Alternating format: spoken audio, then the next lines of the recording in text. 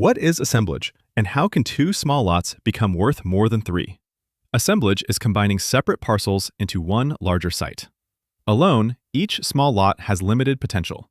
Together, they can support a much bigger project. That extra value from combining is called plottage. The whole becomes worth more than the sum of its parts. A bigger footprint can unlock better uses and higher density. Developers assemble land to build what small lots cannot hold. But assemblage is hard. You often need every parcel. That creates the holdout problem. One owner who refuses to sell can block the entire plan, or demand a huge premium once they realize their leverage. So buyers assemble quietly, often through separate purchases. A finished assemblage can become a prime triple net development site. Assemblage turns fragmented land into a single, more valuable whole. This is educational, not investment advice. Always consult a qualified professional.